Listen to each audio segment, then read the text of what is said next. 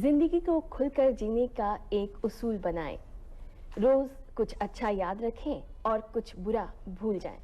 नमस्कार, बहुत बहुत स्वागत, अभिनंदन आप सभी का परिवार समय में। हर हफ्ते की तरह आज भी हम हाजिर हैं एक नए विषय के साथ और साथ ही हम लेकर आए हैं आपके लिए ढेर सारी जानकारियां भी। लेकिन चलिए शुरुआत करते हैं हर बार की तरह एक सुविचार के साथ।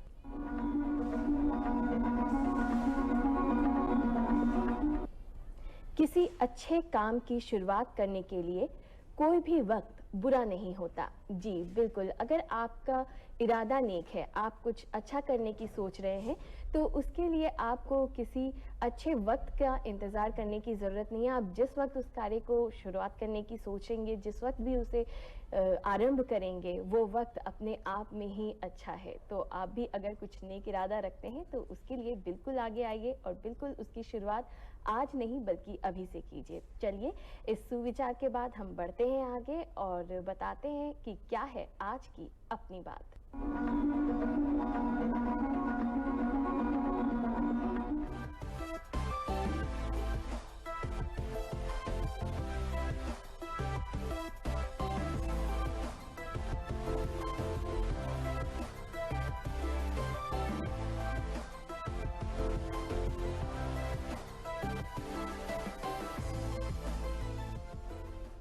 दुनिया दिन ब दिन आगे बढ़ रही है। रोज यहाँ कुछ न कुछ नई चीजें सामने आ रही है, तरक्की हो रही है।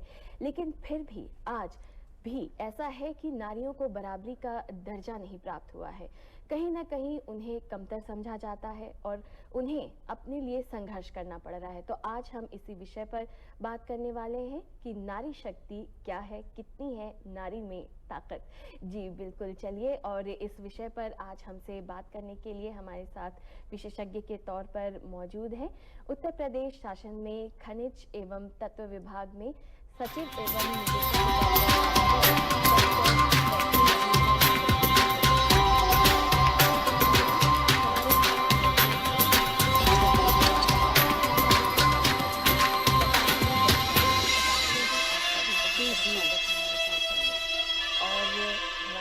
एक नन्ही प्रतिभा भी है हमारे साथ। आपका बहुत बहुत स्वागत है हमारे कार्यक्रम में। जी, तो चलिए हम अपनी चर्चा की शुरुआत करते हैं और पहला सवाल हम लेना चाहेंगे डॉक्टर जैकब आपसे। मैम, आज भी नारी जो है वो हर क्षेत्र में मौजूद है, लेकिन कहीं ना कहीं उन्हें देखा जाता है कि कोई भी कार्य या जिम्मेदारी दी जाती है तो ये होता है कि ये महिला है, ये शायद न संभाल पाए। तो कहीं ना कहीं उनकी जो प्रतिभा है उसे कम आंका जाता है। तो क्यों हमें आज भी जरूरत पड़ती है इस बात को सामने लाने की कि जो नारी है उसे बराबरी का दर्जा मिलना चाहिए? मुझे लगता है कि तब तक हम लोग को ये बराबरी की चर्चा करना पड़ेगा जब तक समाज में जो एक सोच है बराबर का मौका सबको देने का, वो सोच आना है।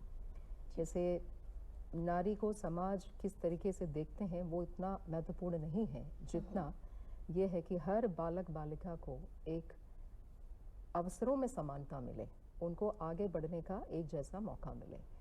तो कई बार हम लोग देखते हैं कि जब संसाधन सीमित रहते हैं तो एक चयन की बात आती है। अगर खाना भी कम है तो महिला अपने अधिकार से पीछे हटते हैं, अपने हिस्सा छोड़ देते हैं जी। वैसे ही अगर पैसा कम है और शिक्षा की बात आए तो एक चयन वहाँ भी किया जाता है। तो कई बार बालकों को कुछ अवसर प्राप्त है और बालिकाओं को कुछ अवसर नहीं मिलता है। तो अगर हम लोग चयन इस आधार पर करें कि अंदर की क्षमता क्या है या व्यक्ति के अंदर की संभावनाएं क्या है, ना कि जेंडर के आधार पर। जी। घरों के अंदर भी कुछ काम के हम लोग जेंडर कोडिंग करते हैं कि ये चीज़ लड़के नहीं करेंगे और ये लड़कियों को करना ही चाहिए। तो ये जेंडर कोडिंग से हटकर अगर हर एक बच्चे के अंदर की जो संभावना है या क्षमता है उस पर अगर हम निर्णय लें तो असली समानता तब आएंगे। जी, मतलब हमें जो है ये नहीं देखना है कि लड़का है या लड़की है, बल्कि जो उनकी प्रतिभा है उसे हमें निखारने की कोशिश करनी है ताकि उन्हें बराबरी का अवसर प्राप्त हो। और कई बार होता है कि महिलाओं के लिए ये सीधे से कहा जाता है कि वो घर अच्छा संभालती हैं, लेकिन भाई अगर मौका मिले तो वो जनता का प्रतिनिधित्व भी अच्छे से करती हैं। हमारे देश की ज्यादातर जनसंख्या गांव में बसती है।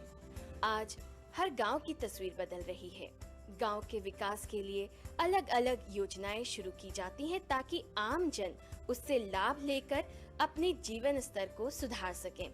इन सुविधाओं को आम जन तक पहुंचाने में बहुत बड़ा हाथ उन लोगों का होता है जो जनता से सीधे तौर पर जुड़ते हैं। जहां के ग्राम प्रधान ने अपनी ग्राम पंचायत को अलग ही स्तर पर पहुंचा दिया है और उन्हें इस कार्य के लिए पुरस्कृत भी किया गया है। प्रकाशिनी जी इसका जीता जागता उदाहरण है हमारे सामने। प्रकाशिनी जी, हम आपसे जानना चाहेंगे कि जब आप घर की जिम्मेदारियां तो कहा जाता है कि महिलाएं निभा लेती हैं अच्छे से, लेकिन जब आप जनता का प्रतिनिधित्व करती हैं तो इसको आप किस तरह से निभाती हैं?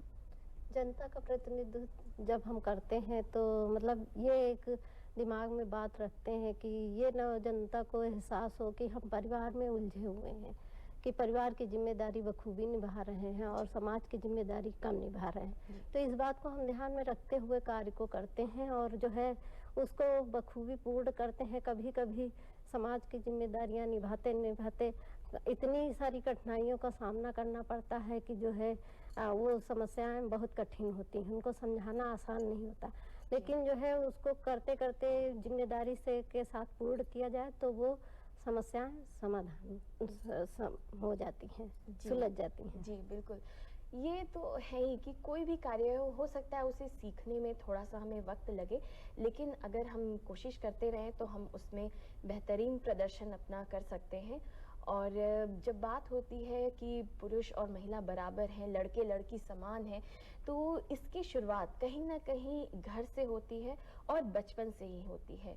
तो डॉक्टर जैकब, अब हम इसी विषय पे जानना चाहेंगे कि कितना ज़रूरी है कि हम जो है इस चीज़ की शुरुआत बचपन से ही करें। जब बच्चे छोटे हैं, जब उन्हें हम नया जीवन मिल रहा है, वहाँ से ही इस चीज़ को बिल्कुल नकारा जाए कि कोई अंतर है लड़के और लड़की में।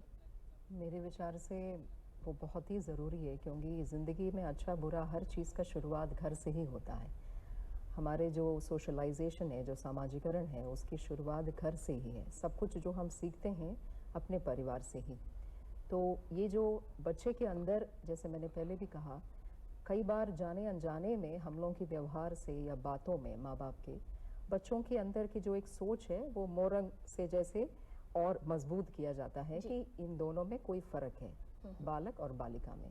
तो जैसे काम को ये कोई करेगा और ये कोई नहीं करेगा, तो वो जो जेंडर कोडिंग से बाहर आना ज़रूरी है ताकि लड़की के अंदर एक ये सोच आ जाए कि मैं हर कुछ कर सकती हूँ, और लड़का भी समझ लें कि मुझे हर चीज़ करना चाहिए, क्योंकि आत्मनिर्भरता सबके लिए ज़रूरी है। जी बिल्कुल, मेरे विचार से कुछ खाना बनाना, गाड़ी चलाना, सिलाई करना, पढ़ाई, नौकरी, ये हर एक व्यक्ति को आना चाहिए। बिल्कुल, सब लोग, क्योंकि आज की दुनिया ऐसे है कि आत्मनिर्भरता, स्वयं पर्याप्त होना वो बहुत ही ज़रूरी है।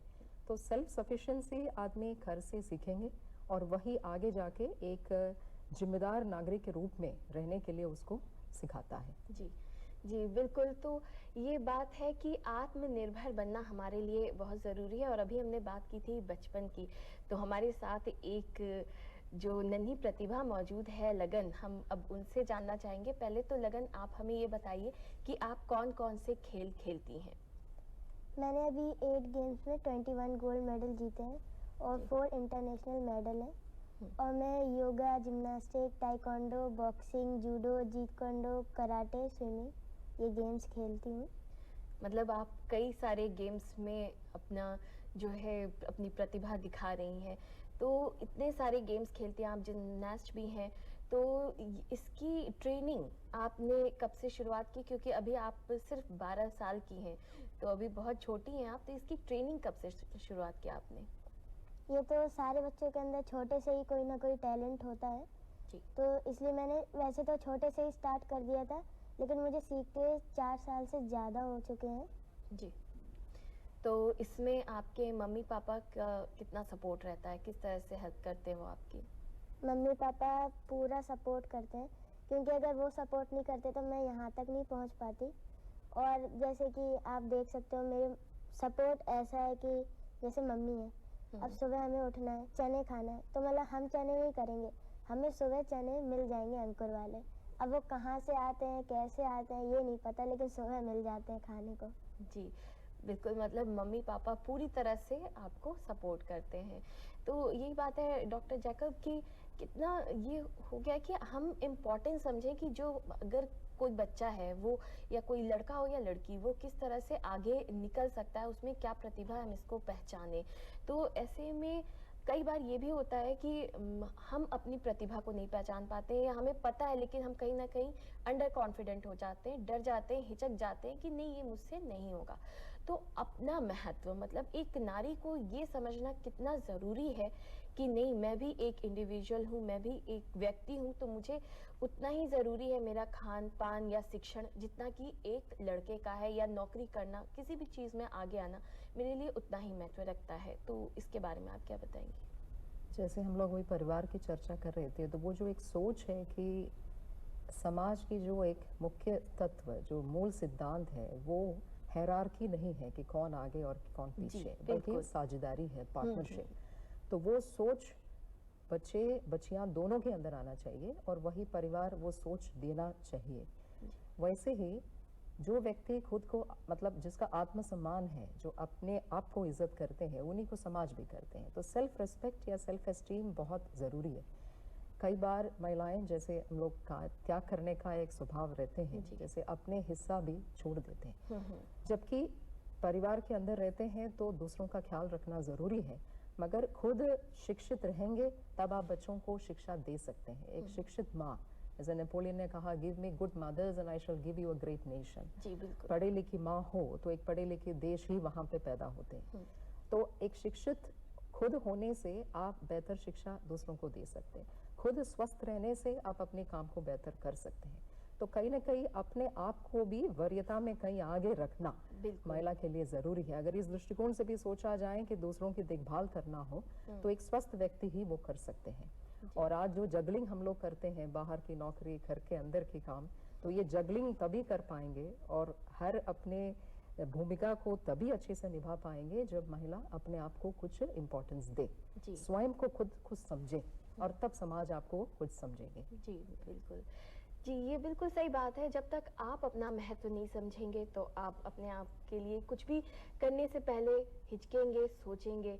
लेकिन इसलिए इस चीज़ को समझना ज़रूरी है कि आप भी इम्पॉर्टेंट हैं, आप भी महत्व रखती हैं।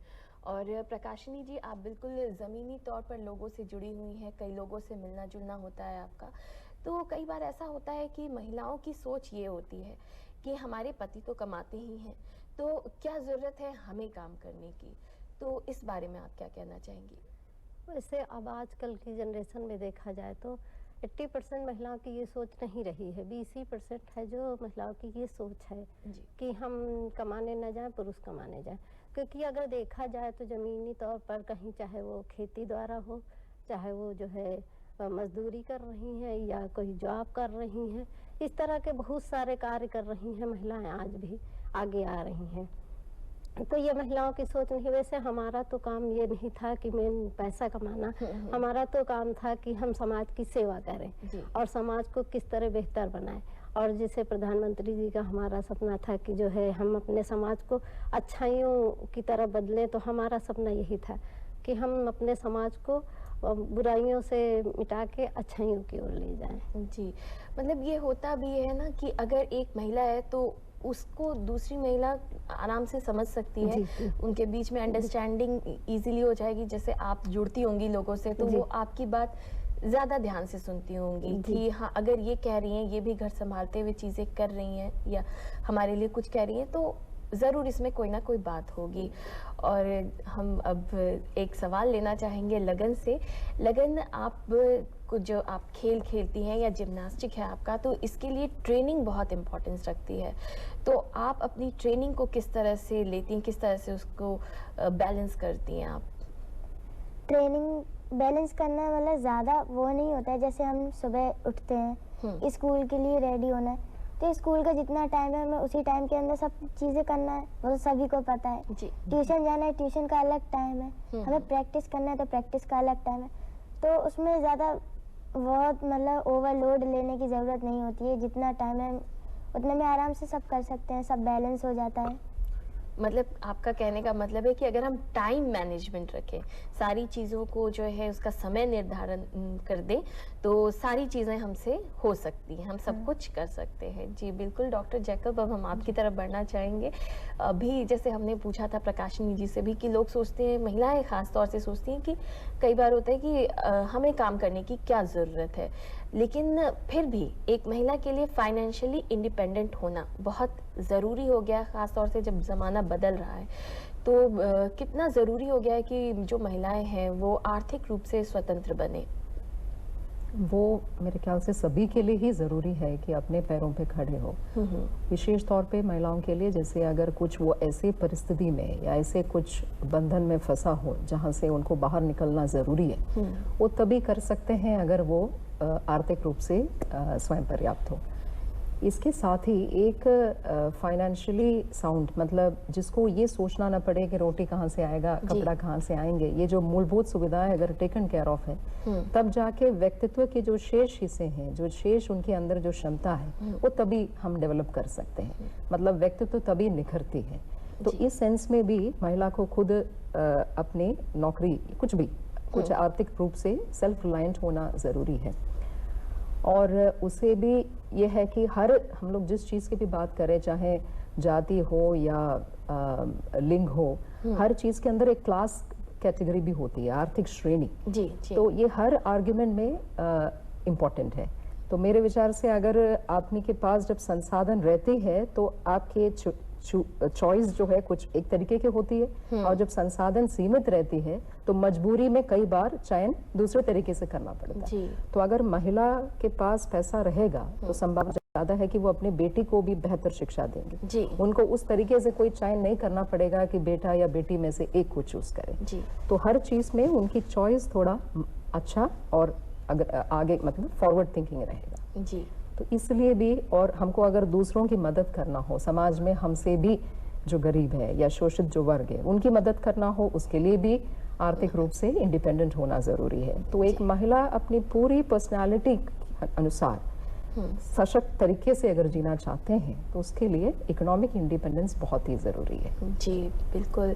तो जैसा कि डॉक्टर जैकब ने हमें बताया कि कितना ज़रूरी है कि हम आर्थिक रूप से आत्मनिर्भर बने, क्योंकि अगर हमारे पास आर्थिक आत्मनिर्भरता है तो हम कभी भी अपने जो खान पान है उसको लेकर नहीं सोचेंगे कि हमारे पास पैसे नहीं है तो हम ये चीज़ नहीं खरीद सकते, या अगर पैसे नहीं है तो हम अपने बच्चे को या खुद को किसी चीज़ की ट्रेनिंग अगर लेनी है तो उसके लिए हम पैसे खर्च नहीं कर सकते हैं।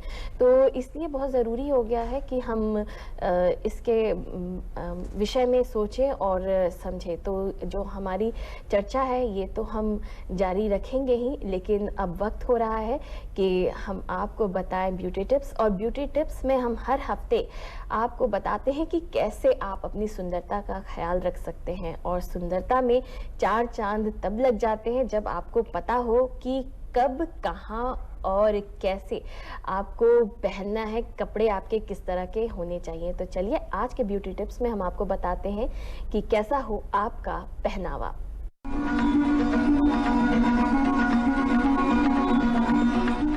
आज हम आपको खास टिप्स बताना चाहेंगे कि समर्स आने वाला है, गर्मियाँ आ रही हैं, तो हमें क्या करना चाहिए, क्या पहनना चाहिए, कैसे पहनना चाहिए। तो सबसे पहले गर्ल्स के लिए और लेडीज़ के लिए कि हम कॉटन स्कर्ट्स पे जा सकते हैं।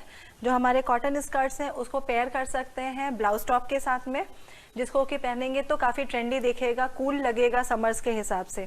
इसके अलावा हम पेयरिंग पे जा सकते हैं। जैसे आप देख रहे हैं कि ये हमारे पैर पे, इसी तरह से हमारे ये काफ़ी कूल फैब्रिक यूज़ करें जो कि स्वेटिंग ना होने दे, इस तरह के फैब्रिक हम यूज़ कर सकते हैं। वहाँ पे आप मदर, फादर, बच्चे, इनका पेयरिंग पे भी जा सकते हैं। इसके अलावा हम लाइट कलर्स यूज़ कर सकते हैं, हम ट्रेंडी कलर्स यूज़ सकते हैं। हम येलो के शेड्स गर्मियों में बहुत अच्छे लगेंगे, जो आपको काफ़ी कूल भी रखेगा। अगर light yellow, light pink, white, इन सारे कलर्स में जो हमारे ट्रेंडी कलर्स हैं, ऑल टाइम फेवरेट हैं, जिसमें कि गर्मियों के हिसाब से अगर पार्टी पे जाएं तो पार्टी के हिसाब से इस तरह की कुछ ड्रेसेस हैं जो कि हम लोगों ने तैयार की है और जिसको कि काफ़ी ये ट्रेंडी और काफ़ी खूबसूरत लगता है। और जो थोड़े हेल्दी होते हैं, क्योंकि हमारा खाना पीना हम लोगों का आजकल के जनरेशन में ऐसा हो गया है कि जो आपकी बॉडी को काफ़ी फैला रहा है। तो सबसे पहले तो मैं ज़रूर कहूँगी कि हमको फिट इंडिया में अपने आप को स्वस्थ रखने की ज़रूरत है, लेकिन फिर भी अगर आपका बॉडी स्ट्रक्चर अगर आपका ब्रॉड है या चीज़ें हैं तो आप कोशिश करें कि मल्टी कलर या इस चीज़ को ना यूज़ करें, आप प्लेन पे जाएं। आप कोई भी प्लेन ड्रेसेस को उठाएं। अगर आप मोटे हैं तो इस तरह के ब्लॉक्स को हम जल्दी प्रेफर नहीं करेंगे, क्योंकि ये आपकी बॉडी को और ब्रॉड करता है। ये उन लोगों के लिए है जो कि काफ़ी फिगर आपका अच्छा है या आपके बॉडी पॉस्चर जो है वो काफ़ी ठीक आ रहा है या फिगर आपके काफ़ी उसमें आते हैं। इस तरह की चीज़ें हैं, लाइट ये सारे कलर्स हैं, इस तरह की चीज़ें हैं जो आपको कूल और काफ़ी ट्रेंडी कर सकते हैं।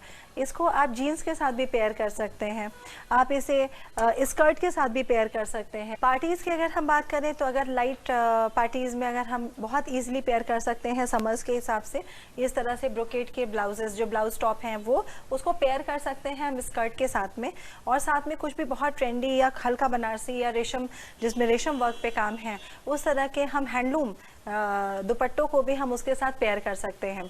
जैसे कि आजकल हर कोई पहनना चाहता है गाउन, अगर हम गाउन की बात करें, पर हमको अपनी बॉडी शेप को ध्यान में रख करके जो भी गाउन हम चूज़ कर रहे हैं उसमें हमें बॉडी शेप को ज़रूर ध्यान रखना चाहिए कि अगर हमारा शेप यहाँ से ज़्यादा है तो हम बहुत ज़्यादा फ्लेयरी गाउन न लें, क्योंकि वो हमारे इस पोर्शन को और ज़्यादा ब्रॉड कर देगा।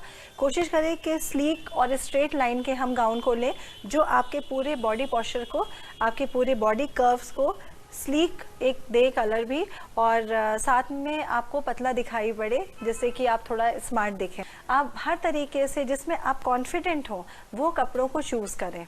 आप अवॉइड करें, अगर आप मोटे हैं तो आप हॉरिजॉन्टल इस तरह की लाइंस को अवॉइड करें।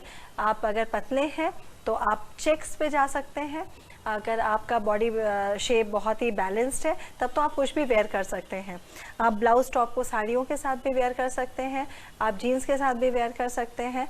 ये डिपेंड करता है कि आप कैसे कर सकते हैं। तो अभी आपने समझा कि हमारे जो अलग अलग अवसर हैं, अलग अलग जगह है, उसके हिसाब से हमारी अगर ड्रेसिंग हो तो हमें तो कॉन्फिडेंस आता ही है, साथ ही हम प्रेजेंटेबल लगते हैं। लेकिन अभी बात हो रही है नारी शक्ति की, तो हम बढ़ते हैं डॉक्टर जैकब की तरफ और हम उनसे अपना अगला सवाल ले लेते हैं। डॉक्टर जैकब, हम जानना चाहेंगे आपसे कि जो ख़ास तौर से महिलाओं का क्या होता है, कई बार होता है कि जो बचा खुचा खाना है वो खा लिया, या शिक्षा में भी जैसे बात होती है कि अच्छा पहले बेटा जाएगा स्कूल, अगर लड़की है उसे साधारण स्कूल में भी भेज दिया, या बेटा है कोई एक्स्ट्रा कोर्स के लिए उसने पूछा तो उसे फट से परमिशन मिल जाती है, लेकिन बेटियों के लिए सोचना पड़ता है। तो शिक्षण और पोषण ये दोनों कितना ज़रूरी है कि दोनों को बराबरी से मिले? वो तो हम लोग जैसे हमारे सामने जो लगन है या प्रकाशनी जी है, ये सब लोग भी इस चीज़ के दृष्टांत है, बल्कि प्रेरणा है कि आप खुद भी हैं। कोई फील्ड ऐसा नहीं है। मतलब अब राजनीति है तो वो भी आसान नहीं है। असली समाज में लोगों के बीच में रहकर और विकास के नेतृत्व देना या लोगों को लीडरशिप देना बहुत मुश्किल है। और ये लगन जो काम कर रही है वो भी सब मार्शल आर्ट्स है जी, जो कि हो सकता पहले माना जाता था कि लड़कियों के लिए नहीं है। बिल्कुल। आज हम लोग देख रहे हैं कि सेना में भी और प्लेन चलाने, पायलट में, हर क्षेत्र में लड़कियों ने अपनी दखल दिया है जी। तो वो तभी संभव है जब आप उनके लिए पूरा बराबर अवसर उनको मिले और रास्ता खुला हो सामने। हम लोग कोई ऐसा सोच जो परंपरागत सोच है, हर क्षेत्र में लड़कियां पहुंचने के बाद भी हम लोग देखते हैं कि कुछ क्षेत्रों में कुछ सेक्टर्स या कुछ पद ऐसे माना जाता है कि महिलाओं के लिए ठीक नहीं है आज भी। जैसे एक सोच रहती है कि उनकी बल्कि उसका जो एक्सप्लेनेशन भी कई बार महिलाओं की तरफ से ही दिया जाता है कि ये उनके स्वास्थ्य के लिए खतरा होगा या ये फिजिकली बहुत डिमांडिंग है, शायद इतना ताकत डिमांड करेगा कि वो कर नहीं पाएंगे या उनकी वो परिवार की देखभाल नहीं कर पाएंगे। तो मेरा कहना है कि ये जो अभी जो बचे हुई है ऐसे सीमाएं, उसको तोड़ना और ऐसे सारे सरहदों को पार करके महिलाओं को आगे ले जाने में पूरे समाज को, हमारे कानून को, न्यायालय को सब मिल के काम करना चाहिए। क्योंकि जिस दिन हम लोग इन बंदिशों से बाहर आएंगे कि लड़कियों के लिए ये हो सकता है और ये नहीं जी। ये सही है कि हर नौकरी की अपनी डिमांड्स अलग है जी। किसी में फिजिकल एंड्योरेंस ज्यादा चाहिए, ताकत ज्यादा चाहिए, किसी में लंबे घंटे काम करने की जरूरत है। बट अगर लड़की चाहे तो कोई उसको रोका ना जाए किसी भी क्षेत्र में और किसी भी काम से। वो सोच तभी आएंगे जब हम लोग सोच अपना खुल जाए और रास्ता हमको लड़कियों को सामने खुला दिखे। जी, मतलब समान अवसर मिलने चाहिए। और अभी हमारे सामने लगन भी है जो कि हमारे पूरे भारत का नाम पूरे विश्व में रोशन कर रही है। एक खिलाड़ी हैं आप लगन, तो एक खिलाड़ी के लिए जो होता है वो डाइट वो बहुत ही ज़रूरी होता है कि उनका खान पान इस तरह का होना चाहिए या क्या चीज़ें उन्हें नहीं खानी चाहिए। तो अभी बहुत सारे बच्चे भी हो सकता है आपको देख रहे हो, तो आपकी जो डाइट होती है उसमें क्या क्या चीज़ें शामिल होती हैं? हम लोग जब सुबह उठते हैं तो हम चने खाते हैं, हरी दाल खाते हैं, ये सारी चीज़ें अंकुर वाली खाते हैं और ऐसी बहुत सारी चीज़ें जो खाते हैं हम लोग, और सोयाबीन की बड़ी भी खा सकते हैं जी। और जैसे बच्चों को जो चीज़ें नहीं खानी चाहिए वो है जैसे पिज़्ज़ा, बर्गर, चॉकलेट वगैरह ये सारी। और अगर बाई चांस आप कभी कभार चॉकलेट या चिप्स वगैरह खाते भी हो तो उसको डस्टबिन में ज़रूर फेंको, क्योंकि गंदगी ना फैलाए ना फैलाने दें।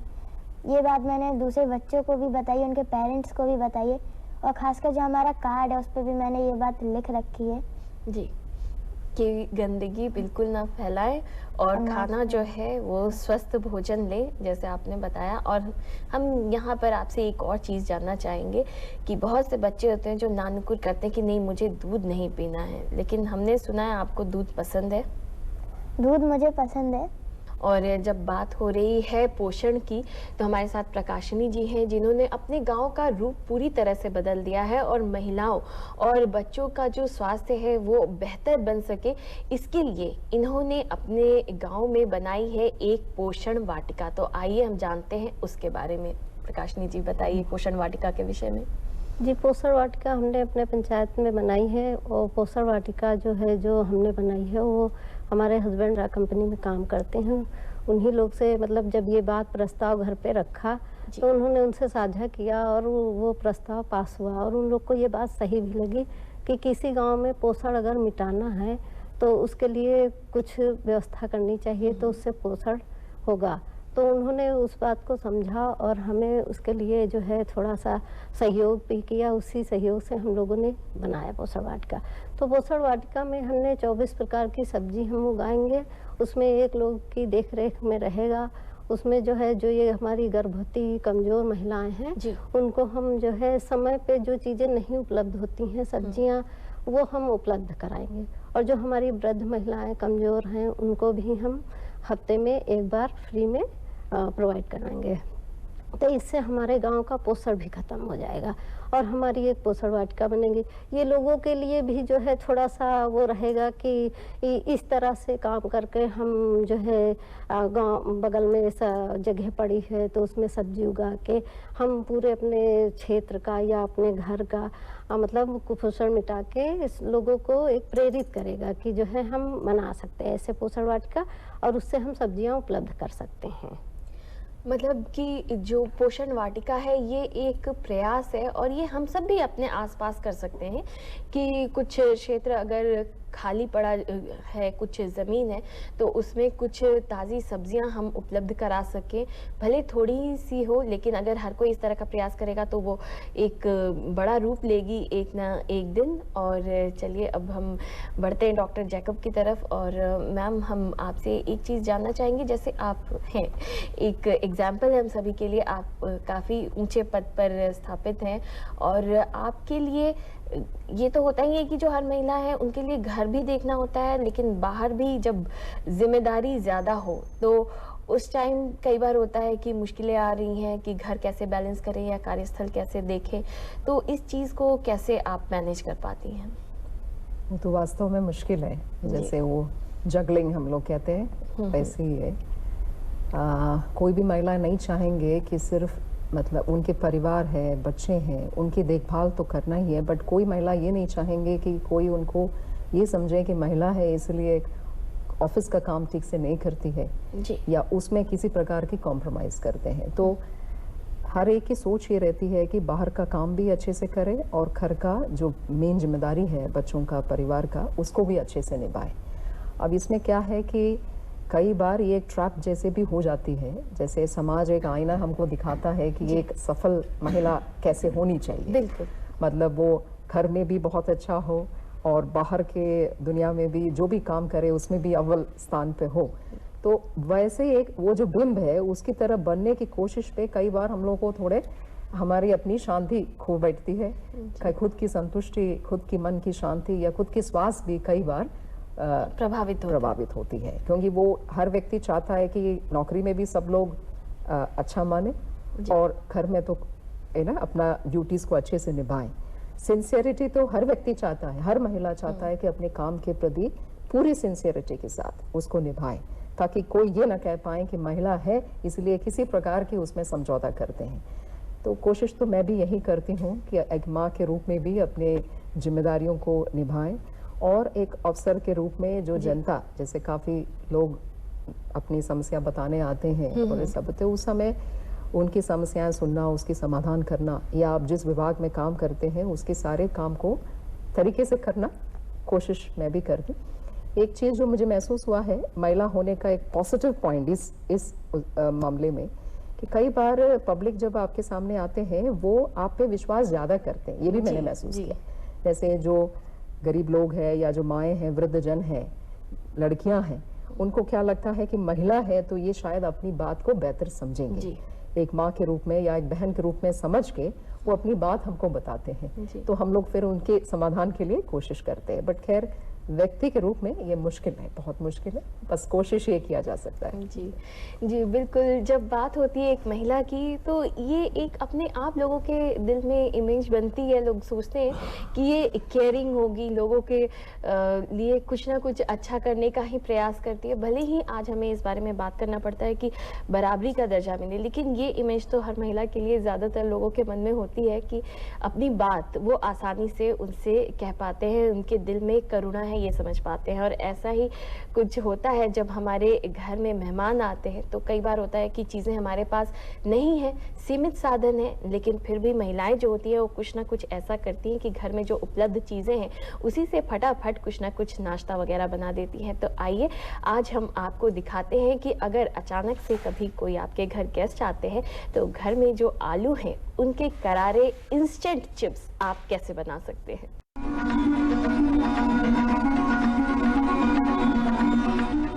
आज मैं आपके लिए लेके आई हूँ एक बहुत ही आसान और इंस्टेंट पोटैटो वेफर्स की रेसिपी, जिसे मैंने आपको बिल्कुल नॉर्मल आलूओं से बनाना दिखाया है। यहाँ पे आप देख सकते हैं, यहाँ पे मैंने 4 नए आलू लिए हैं और अब हम इनको अच्छे से धो करके छील करके ले लेंगे।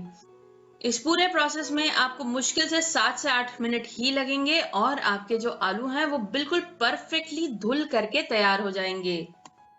तो यहाँ पे दोस्तों मैंने इन सभी आलूओं को 4 बार अच्छे से पानी से धो लिया है और अब आप देख सकते हैं जो पानी है वो बिल्कुल क्लियर निकल रहा है। तो अब मैं आपको चिप्स कटर भी दिखा देती हूँ। तो यहाँ पे आप देख सकते हैं दोस्तों, ये बिल्कुल पतले वाला चिप्स कटर है, क्योंकि हम यहाँ पे पोटैटो वेफर्स बनाने वाले हैं। चिप्स भी आप 2 तरीके से बना सकते हैं। एक इस तरीके से काउंटर पे चिप्स को काट करके रख लीजिए और बाद में आप इनको फ्राई कर लीजिए। तो इन्हें फ्राई करने के लिए कढ़ाई में ऑयल को हम मीडियम गर्म कर लेंगे और सभी चिप्स को इस तरीके से डाल देंगे। एकदम से बहुत सारे चिप्स हम कढ़ाई में नहीं डालेंगे, वरना जो चिप्स हैं वो अच्छे से फ्राई नहीं हो पाएंगे। और अब हम इसके ऊपर 1 चुटकी नमक इस तरीके से छिड़क देंगे। तो बस अभी हम इनको बिल्कुल इसी तरीके से फ्राई होने देंगे और थोड़ी देर बाद जब आपको लगे कि ये हल्के से फ्राई हो गए हैं, तब हम एक कड़छी की मदद से इनको पलट देंगे और दूसरी तरफ से भी बढ़िया करारा होने तक सेक लेंगे। तो यहाँ पे हमारे जो चिप्स हैं वो बहुत ही बढ़िया तरीके से सिक करके तैयार हो गए हैं। आप देख सकते हैं कितना बढ़िया कलर आया है और देखने में ही आपको पता चल गया होगा कि ये बिल्कुल मार्केट स्टाइल के बन करके तैयार हुए हैं। तो अब आप इनको निकाल लीजिए एक प्लेट में। इनको टिश्यू पेपर पे मत निकालिएगा, वरना ये सॉगी हो जाएंगे। तो यहाँ पे आपने आवाज तो सुनी ली कि हमारे चिप्स कितने बढ़िया बने हैं। तो देखा आपने कि किस तरह से आप अगर छोटी छोटी चीज़ें हैं उनको अपने आसपास यूटिलाइज करें तो आप उसे कितना बेहतरीन रूप दे सकते हैं। और जो नारी है वो भी ईश्वर की एक ऐसी रचना है जिसे सराहने की ज़रूरत है, जिसे आगे बढ़ाने की ज़रूरत है। और इस चीज़ को समझने के लिए हर साल 8 मार्च को हम महिला दिवस के रूप में मनाते हैं। इसका अर्थ ये नहीं है कि केवल हम उसी दिन नारी का सम्मान करें, लेकिन ये दिन हमें याद दिलाता है कि नारी कितना महत्व रखती है। क्योंकि एक नारी जो होती है वो एक तरह से घर की नींव होती है, घर की जो जिम्मेदारियां होती है, जो बच्चों के पालन पोषण की होती है, वो वहीं से शुरुआत होती है, नारी से ही। तो अब हम प्रकाशिनी जी, अब हम आपसे ये जानना चाहेंगे कि जब आप लोगों के बीच जाती हैं तो कई बार आपको महिलाओं से भी मिलना जुलना आपका होता है, तो उसमें हर उम्र की महिलाएं होती हैं, तो उनको अलग अलग तरह से जागरूक करने की ज़रूरत है। जैसे बच्चियां, उनको पढ़ाई या खेल के प्रति, जो घरेलू महिलाएं हैं उनको कि कैसे वो स्वास्थ्य वगैरह का ख्याल रखें, अपना भी अपना परिवार का भी, तो उन्हें आप किस तरह से जागरूक करती हैं? बच्चियों की जैसे है तो हम थोड़ी थोड़ी सी स्कूल के माध्यम से लोगों को, बच्चों को जागरूक करते हैं, थोड़ी थोड़ी सी मीटिंगें ले लेते हैं, किशोरियों की, लड़कियों की मीटिंग बैठा देते हैं, उसमें हम महिलाओं से बात करते हैं, लड़कियों से, कि अपने स्वास्थ्य का ध्यान रखें, शिक्षा का ध्यान रखें, और जो है अपने आसपास के स्वच्छता का भी ध्यान रखें, और जो है कुरीतियों को थोड़ा सा दूर करें, क्योंकि कुरीतियों में अगर रहेंगे तो हम प्रथाओं में जाएंगे, जैसे कि वही जो है बाल विवाह, इस तरह के कुरीतियों को न माने। और अगर हमारा शिक्षा पे ध्यान रहेगा तो शिक्षित लड़कियां तो हमेशा आगे ही बढ़ती हैं, जैसे कि देख रहे हैं आप मैम कितना काम कर रही हैं, हमारी बेटी लड़की भी कितना आगे बढ़ चढ़ के। इसलिए जो हम शिक्षा को ज़्यादा ध्यान में रख के लड़कियों को ज़्यादा समझाते हैं, और बच्चियों को तो स्कूल के माध्यम से करते हैं, और जो है बुजुर्ग महिलाओं से बात करते रहते हैं कि अपने स्वास्थ्य का ध्यान रखें, और जो है ज़्यादा उस तरह की वार्तालाप ना करें जो नुकसानदेह हो, इसी तरह से बात करते हैं। और महिलाओं को तो खास करके स्वास्थ्य पे ही निगरानी में रखते हैं कि स्वास्थ्य का ज़्यादा ध्यान रखें, क्योंकि उनको बच्चों का भी पालन पोषण करना रहता है, अपने परिवार को भी देखना रहता है। इस तरह से हम कमेटी बना के काम करते हैं समाज में रहकर। बिल्कुल, मतलब कि जागरूकता जो है वो लोगों के बीच हो, इसके लिए भी हमें प्रयास करते रहने चाहिए। और कहा भी जाता है कि अगर आप एक नर को शिक्षित कर रहे हैं तो केवल आप एक नर को कर रहे हैं, लेकिन अगर एक नारी शिक्षित हो रही है तो एक पूरा परिवार शिक्षित होता है। और जो हमारे पास ज्ञान है इसको भी आगे लोगों तक बांटना ज़रूरी होता है, क्योंकि ज्ञान बांटने से बढ़ता है। और हमारे साथ लगन बनी हुई है लगातार, तो लगन, हमने ये सुना है कि आप जो है लोगों को ट्रेनिंग भी देती हैं, और इस वक्त आपके अंडर जो है 84 स्टूडेंट्स हैं जिन्हें आप मार्शल आर्ट और योगा सिखाती हैं, तो इसके बारे में कुछ बताइए। जैसे मेरे 84 स्टूडेंट हैं, कुछ में से छोटे भी हैं, कुछ में से थोड़े बड़े भी हैं, तो उनको समझाना, उन्हें डिसिप्लिन में रखना और उनको मैनेज करना ये थोड़ा सा डिफ़िकल्ट हो जाता है, लेकिन कुछ ज़्यादा नहीं होता। जैसे स्कूल हम जाते हैं, जैसे टीचर मिलती है तो हमें उनकी बात माननी पड़ती है, वैसे ही वो भी हमारी बात मानते हैं, बात को सुनते हैं, समझते हैं, क्योंकि मैं उनके लिए टीचर हूँ जी। ये हाँ, तो मतलब कि आपको उतनी मुश्किल नहीं आती है, उनको आप संभाल लेती हैं। और इतने सारे कार्य आप करती हैं, 8 गेम्स ऐसे हैं जिनमें आप हैं, और पढ़ाई भी करती हैं, तो पढ़ाई और इसमें कैसे आप तालमेल बिठाती हैं? वो ज़्यादा मुश्किल नहीं होता है, क्योंकि पढ़ाई अपनी जगह, जैसे आज मैं आपके साथ बैठी हुई हूँ तो मेरा दिमाग पढ़ाई में नहीं है, या मैं कोई गेम्स के बारे में ज़्यादा नहीं सोचूंगी कि मेरे को प्रैक्टिस करना है। मैं आपके साथ बैठी हूँ तो मेरा कंसंट्रेट आपके साथ है जी, कि मुझे आपसे क्या कहना है, इसलिए तो इसमें कुछ ज़्यादा वो नहीं होता है। मतलब कि जब आप जिस काम को कर रहे हैं पूरा ध्यान उसमें केंद्रित होना चाहिए, तो आप वो काम कर ले जाएंगे जी। तो आप जो है मार्शल आर्ट से जुड़ी हुई हैं, तो इस विषय पर अभी हमारे दिमाग में एक सवाल आ रहा है कि जब भी महिलाओं के घर से बाहर निकलने की बात होती है तो एक बहुत बड़ा सवाल उठता है कि उनकी सुरक्षा का। तो ऐसे में डॉक्टर जैकब, हम जानना चाहेंगे आपसे कि आज कितना ज़रूरी हो गया है कि लड़कियां जो हैं वो सेल्फ डिफेंस सीखें, क्योंकि ये टेक्निक की बात होती है ताकत से ज़्यादा, तो इसके बारे में कुछ बताइए। जी, वो बहुत ज़रूरी है, क्योंकि हम लोग सुरक्षा के लिए हमेशा प्रशासन पर या पुलिस पर निर्भर रहना ठीक नहीं होगा जी, क्योंकि प्रशासनिक व्यवस्था का भी अपनी सीमाएं हैं। और जैसे हम लोग पहले परिवार की बात कर रहे थे, सोशलाइजेशन का, एक शरीफ और सभ्य व्यवहार तो सबके लिए है, सभी का होना चाहिए, बालक बालिका दोनों का। जी। बट अनफॉर्चुनेटली हम लोग देखते हैं कई बार जो लड़के हैं उनको उनके अंदर कहीं ना कहीं एक ये सोच आती है कि लड़कियां एक कमोडिटी है या कुछ एक उपभोग का साधन है। जी। तो उस वजह से जब तक हमारे समाज में वो सोच में वो समानता नहीं आएंगे तब तक सेल्फ डिफेंस एक मुद्दा रहेगा।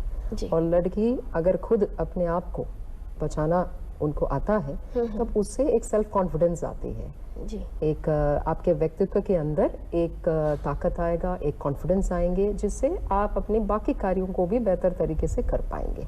जी।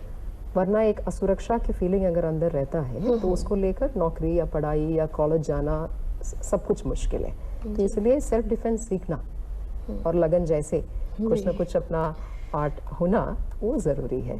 अच्छी बात है। जी, मतलब कि ज़रूरी हो गया है कि हम अपने आप को पूरी तरह से मजबूत बनाएं, चाहे शारीरिक रूप से या मानसिक रूप से या शिक्षा के क्षेत्र में या खेल के क्षेत्र में, जिस भी क्षेत्र में हम जाना चाहते हैं। और अब हम अगला सवाल लेते हैं प्रकाशिनी जी से। प्रकाशिनी जी, कई बार ऐसा होता है, कई बार क्या ये हमारे समाज की सोच ही है कि जो पुरुष है अगर वो बाहर कार्य करते हैं तो उनसे तो ये उम्मीद नहीं की जाती है कि वो और कुछ भी करे, लेकिन अगर एक महिला घर से बाहर निकल रही है तो उससे ये उम्मीद की जाती है कि वो घर भी संभाले। तो ऐसे में जब परिवार का सहयोग मिलता है तो सारी चीज़ें आसान हो जाती है। तो क्या मायने रखता है कि परिवार जो है वो पूरी तरह से सपोर्ट करे महिलाओं को?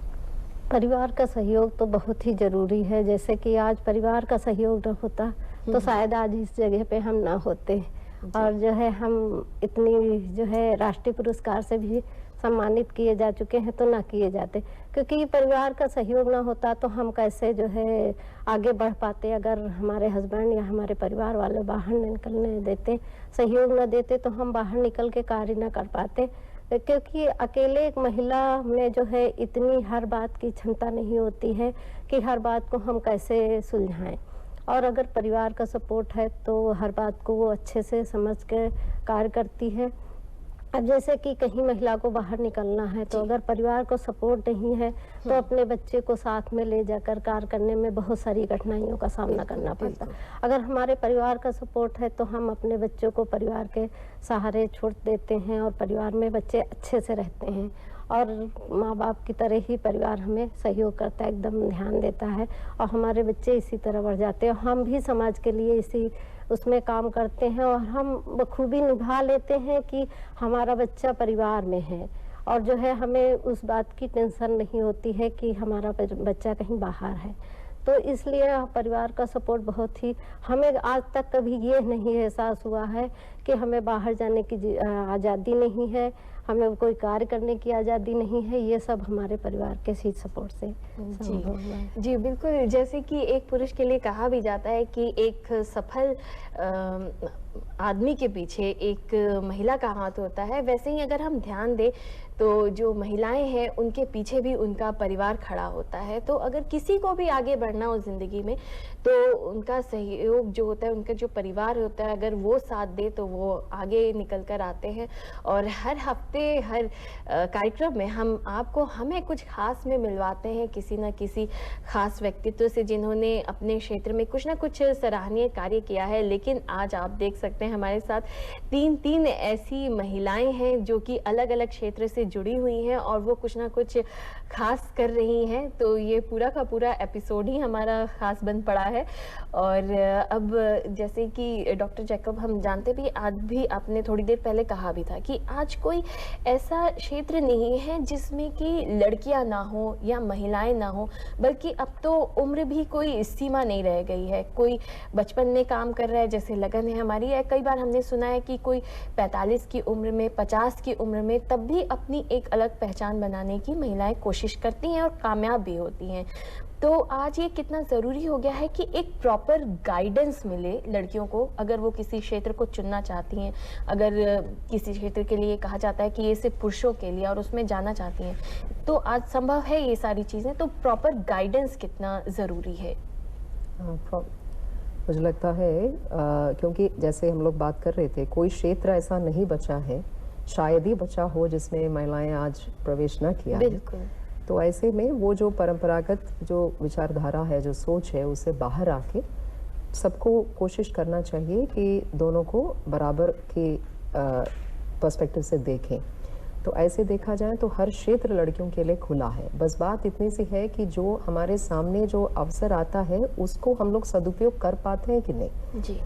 हमारे पास आने वाले हर चीज़ को एक अवसर में तब्दील करना, ये इस पर निर्भर करता है कि हम आगे बढ़ पाते हैं कि नहीं बढ़ पाते। तो उसके लिए ज़रूरी है कि प्रॉपर गाइडेंस, जैसे करियर काउंसलिंग हो या कॉलेज में जैसे बच्चों को बताया जाता है कि कौन शिक्षा का कौन सा स्ट्रीम चूज़ करें, वोकेशन कौन सा अपना चूज़ करें, वो बहुत ज़रूरी है। बिना जेंडर कोडिंग का उनकी इच्छा पर और उनकी क्षमता के आधार पर कि क्या चीज़ वो बेहतर कर सकती है, उनकी अंदर की कैपेबिलिटी क्या है, उस पर फोकस करते हुए उनको गाइड करना बहुत ज़रूरी है।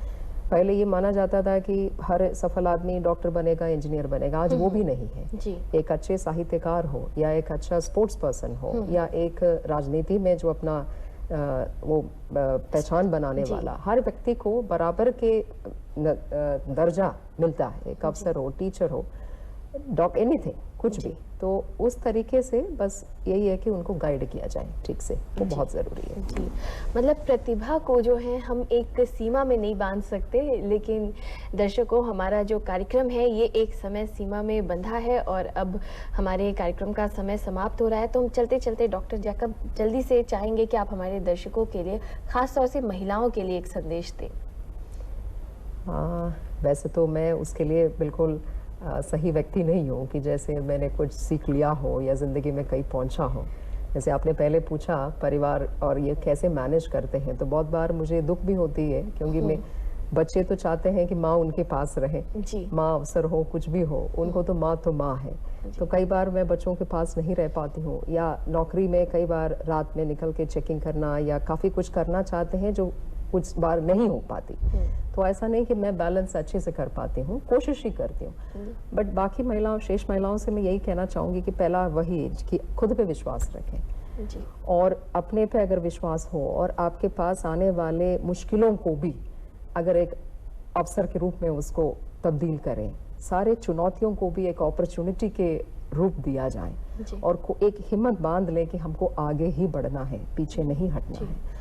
और जब आप एक माँ के रूप में बच्चों को पालते हैं, उसके अंदर भी वो सोच डालें कि सबको एक जैसे ही बनना है और साझेदारी है, पार्टनरशिप की दुनिया है। जी। यही मेरे ख्याल से हम लोग जो समाज के लिए कर सकते हैं या अपने लिए जो कर सकते हैं वो यही है। जी बिल्कुल, मतलब कि शुरुआत कहीं ना कहीं हम महिलाओं को खुद अपने आप से करनी होगी, तभी हमारे आसपास जो है वो बदलाव आएगा। और आज हमने बात की नारी शक्ति की और हमारे साथ तीन ऐसी महिलाएं हैं जो 3 अलग क्षेत्र में नारियों का प्रतिनिधित्व करती हैं और बखूबी अपनी जिम्मेदारियां निभा रही हैं। तो डॉक्टर रोशन जैकब, आप हमारे स्टूडियो में आई, हमारे दर्शकों से इतनी अच्छी बातें आपने साझा की, इसके लिए आपका बहुत बहुत धन्यवाद। साथ ही लगन, आप हमसे जुड़ी, आपको देखकर बहुत से लोग इंस्पायर होंगे, इसके लिए आपका भी बहुत बहुत धन्यवाद। और प्रकाशिनी जी, आपने तो इतना अच्छे कार्य भी किए।